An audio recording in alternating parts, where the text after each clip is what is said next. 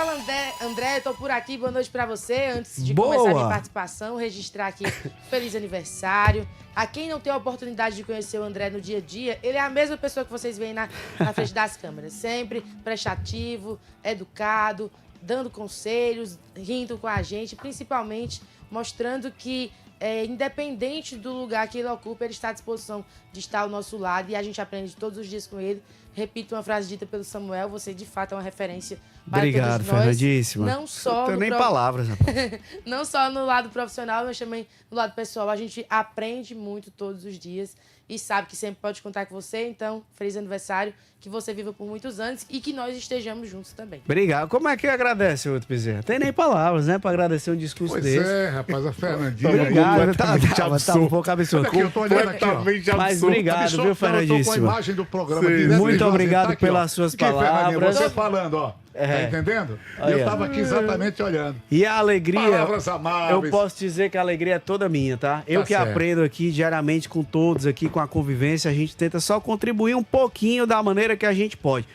E pra gente tentar ter uma boa convivência, né? Acima de tudo, a gente tá aqui trabalhando, a gente tá aqui com essa missão profissional, mas acima de tudo, que nós temos uma convivência pacífica, respeitosa, harmoniosa e que seja sempre boa pra todo mundo. Muito obrigado, viu, Fernandinha, de coração. Tamo junto, André.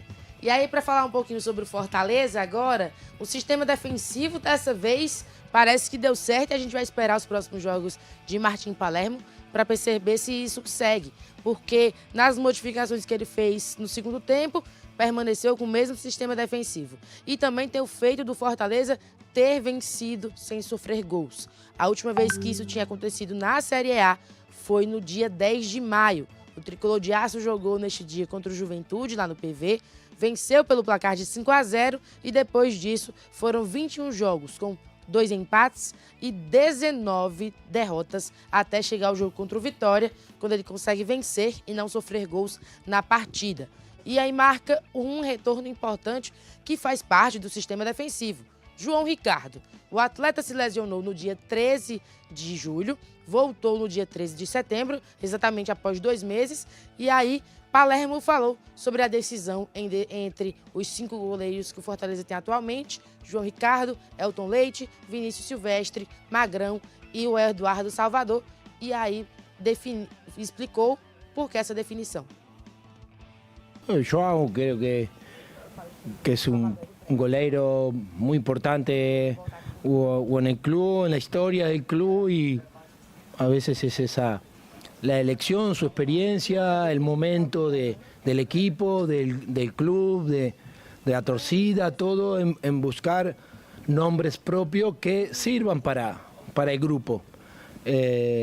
También hay una competencia de 5 goleiros, entendible que tem que elegir uno. Só corrigindo a informação rapidinho, a gente citou o Eduardo Salvador, mas na verdade seria o goleiro Breno, que também se lesionou no dia 13 de julho, voltou às atividades, mas ainda não teve a oportunidade de voltar aos relacionados no Fortaleza. O que de fato é que João Ricardo volta num bom momento, faz grandes defesas, o sistema defensivo com os 2 zagueiros ali, o Brits e o Gaston Ávila, e os 2 laterais, Mancuso e Bruno Pacheco, funcionou bem e trouxe ao Fortaleza um resultado importante e sem ter gols sofridos, que é o que o Fortaleza precisa para também, além de pontuar, seguir ali com saldo de gols positivo para sair da zona de rebaixamento. André?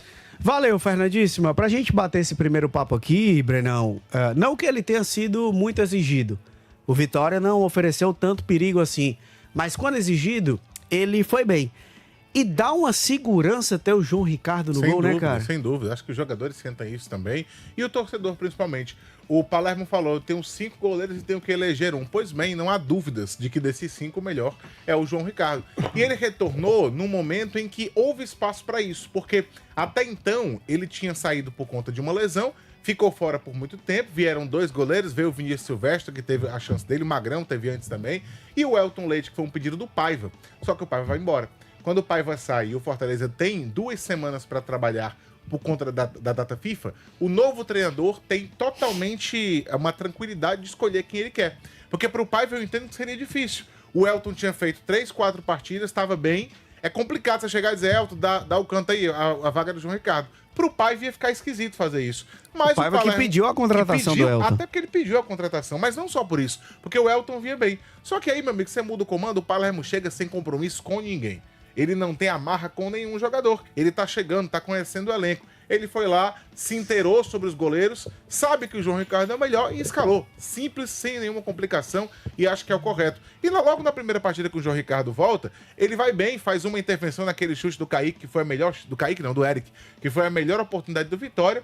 E é um cara que, como você disse, ele dá tranquilidade pro time. Eu acho que o torcedor, quando vê o João Ricardo na escalação, também se sente mais tranquilo. Ah, seu Wilton Bezerra, não é que o Elton vinha mal, não. Como disse o Breno, ele até estava fazendo suas boas participações. Mas, para mim, não tem dúvida, o João Ricardo... João Ricardo é João Ricardo, né? Na sexta-feira passada, né, falamos aqui a respeito do assunto. E quando me perguntaram, você me perguntou, ou colocamos o assunto, eu disse, claro que é João Ricardo. Claro que é João Ricardo. Primeiras referências sobre ele. A gente conhece.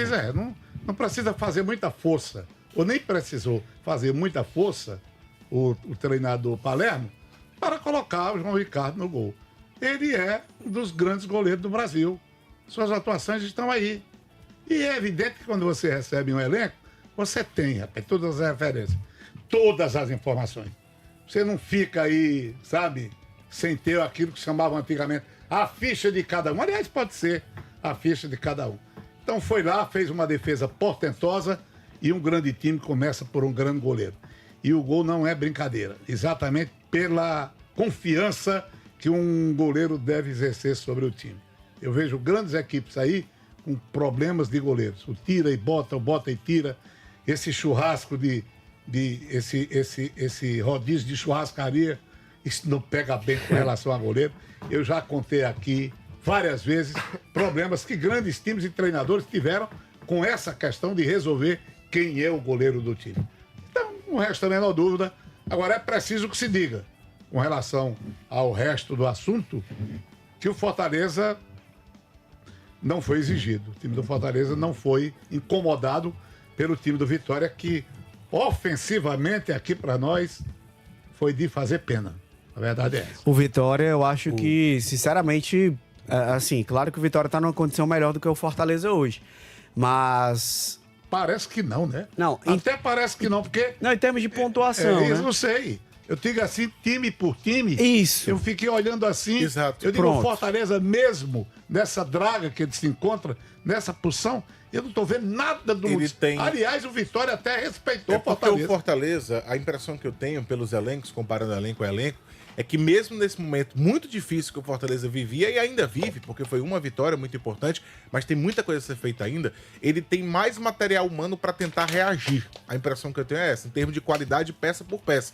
Agora, os caras não estavam conseguindo jogar, vinham num momento de anímico baixíssimo, e pode ser que essa vitória contra a equipe baiana consiga reanimá-los, porque a gente conhece a qualidade dos jogadores que estão no Fortaleza, mas os caras não estavam conseguindo coletivamente entregar isso.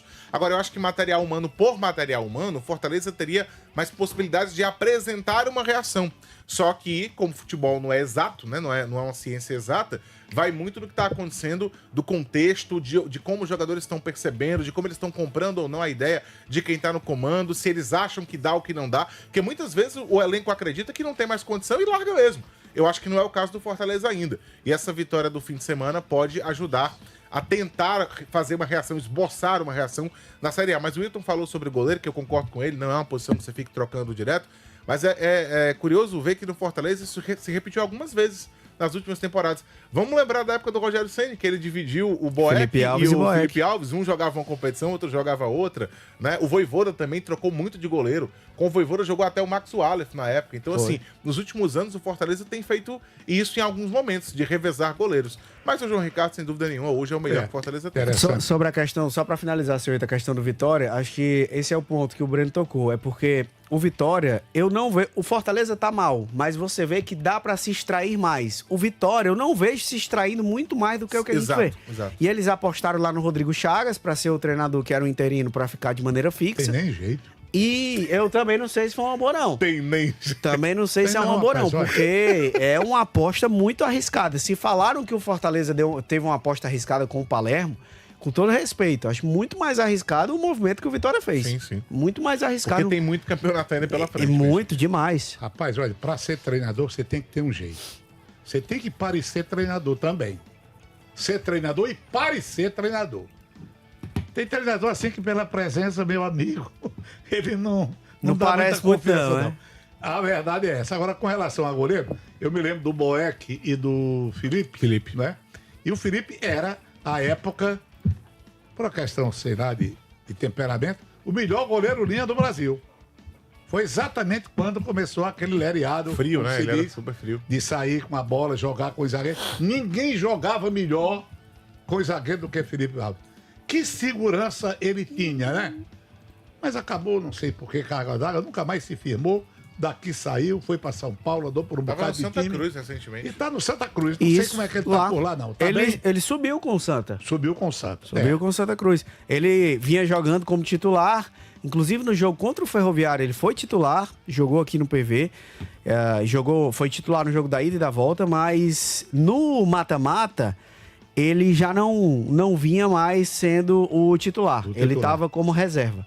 Mas ele tá no elenco do Santa Cruz que subiu da Série D para a Série C. Foi no Oeste com o Fernando Diniz, que ele começou, inclusive... O Diniz levava ele para todo canto, né? Levou para o Atlético Paranaense. Foi. Quando o Diniz esteve no Fluminense também, teve a sua contratação. São Paulo levou, né? No São Paulo. Pois é, tem tudo isso aí. Mas vamos em frente, vamos deixar o Felipe Alves em paz e partir para o Fortaleza, que é o que importa. É aquilo que eu falei e estou a repetir. Quando eu digo eu não quero desestimular, claro que o time teve uma atitude, foi para frente, marcou 2 gols, não levou nenhum. Agora, ninguém esperava, pelo menos, umas mudanças no laboratório do treinador. Eu continuo achando que o Fortaleza vai ter que dançar bem os passos do tango no fio traiçoeiro da navalha. Rapaz, vai mesmo, viu, Esse seu programa é poético. Poético. Pra quem não sabe. E o Fortaleza teve algo positivo também nessa rodada, além da volta do João Ricardo, que pode-se até dizer que tem a ver com o assunto também, mas é a defesa como um todo. Fortaleza voltou a não sofrer gol e esse estava sendo um problema enorme na Série A do Campeonato Brasileiro, né, Fernanda? Exatamente. O Fortaleza já fez 22 jogos até aqui. Lembrando que o duelo contra o Atlético Mineiro, ainda da primeira fase, falta acontecer. E aí, desses jogos, o Fortaleza sofreu 34 gols. E aí, a média de gols marcados de gols sofridos por jogo é de 1,5 mais ou menos. É a segunda pior defesa da Série A, tendo em vista essa questão, e também é o pior visitante, já que o Fortaleza só conseguiu 4 pontos até aqui. A gente vai conversar com mais detalhes sobre isso. E aí, repetindo mais uma vez, a última vez que o Fortaleza tinha vencido sem sofrer gols, tinha um jogo sem sofrer gols, na verdade, foi contra a equipe do Juventude, no dia 10 de maio, André. Meus amigos, a defesa voltando a não ser vazada. E deu para perceber, Brenão, a gente tava no estádio e eu tava conversando hoje à tarde com o Inácio Aguiar, grande Inácio Aguiar, um homem que sabe tudo aqui na nossa política cearense e tá sempre trazendo o panorama, não apenas aqui do nosso estado, mas da política regional e nacional. E teve um detalhe interessante que eu tava conversando com ele e de fato a gente observou isso. O Palermo estava a todo momento fazendo assim, ó. Quando o time estava atacando, ele fazia assim. Quando o time estava defendendo, ele fazia. Ele queria compactação. Ele queria que os setores tivessem mais próximos. Porque ele observou que em vários outros jogos o Fortaleza era um time muito espaçado. Uhum. A defesa ficava longe do meio de campo, Sim. que ficava longe do ataque. Então agora ele queria que os setores ficassem mais aproximados. Sim.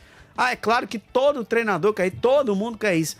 Mas o desafio é de conseguir organizar, de conseguir executar isso na prática. E ele estava com essa preocupação de querer sempre André, um time mais próximo, mais compactado. A gente conseguia ver isso muito bem quando o Fortaleza não tinha bola. Porque ele ia para um 4-4-2 e as duas linhas de 4 jogadores eram bem próximas uma da outra. Muito próximas mesmo. E os outros dois estavam à frente e avançavam um pouco mais. Mas dava para notar muito bem quando o Fortaleza estava sem a bola. E em alguns momentos, especialmente nas jogadas que foram pelos lados, nós conseguimos ver triangulação. Porque você tinha o ponta e o lateral juntos, muito próximos, um por dentro e outro por fora, e sempre encostava ali alguém, um volante, podia ser o Matheus que encostava, podia ser o Prior que estava um pouco mais à frente, mas sempre encostava alguém. Então eu notei isso nas construções pelos lados do ataque, mas principalmente quando o Fortaleza não tinha a bola.